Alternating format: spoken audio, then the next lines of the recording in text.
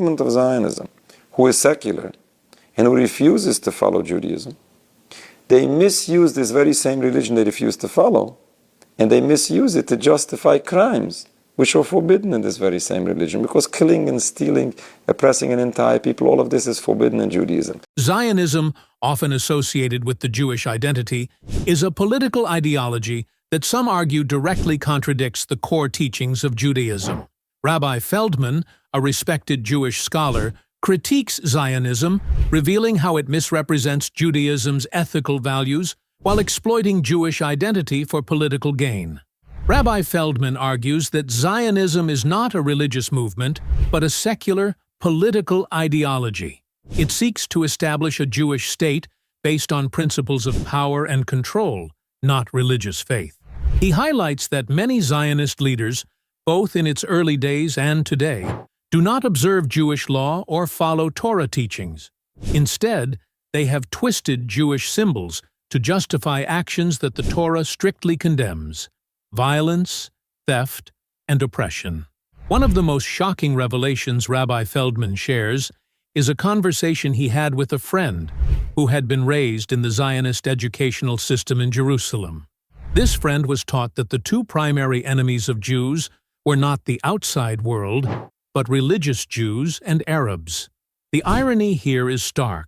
The religious Jews, who adhere to the Torah's teachings of peace and justice, are viewed as obstacles by Zionists. This critique underscores how Zionism often goes against the very values it claims to protect. Zionism has also manipulated religious teachings to justify actions that are fundamentally at odds with the Torah. Rabbi Feldman points out that the establishment of the State of Israel, with its violence and military occupation, contradicts the Torah's command to treat all people with dignity and respect. The Torah does not endorse the oppression of others, yet Zionism has used religious rhetoric to defend these actions. Furthermore, Rabbi Feldman challenges the dangerous conflation of Zionism with Judaism. This narrative suggests that all Jews must support the State of Israel and its actions. Zionist supporters, along with the mainstream media, often present this view, making it seem like criticizing Israel is inherently anti-Semitic. But Rabbi Feldman, along with many other Jews, argues that anti-Zionism is not anti-Semitism. Anti-Zionism is simply a rejection of a political ideology that has hijacked Jewish identity. Many Jewish people, including Holocaust survivors, reject Zionism because it betrays the values they hold dear. Rabbi Feldman notes that there are Jewish communities, especially in places like New York, that are staunchly anti-Zionist. These voices are often silenced, and the broader public is led to believe that all Jews support Zionism.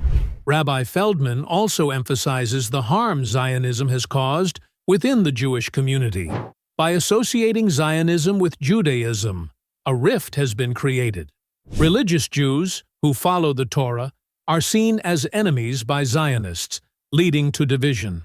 This division weakens the moral integrity of Judaism and benefits political interests rather than religious ones.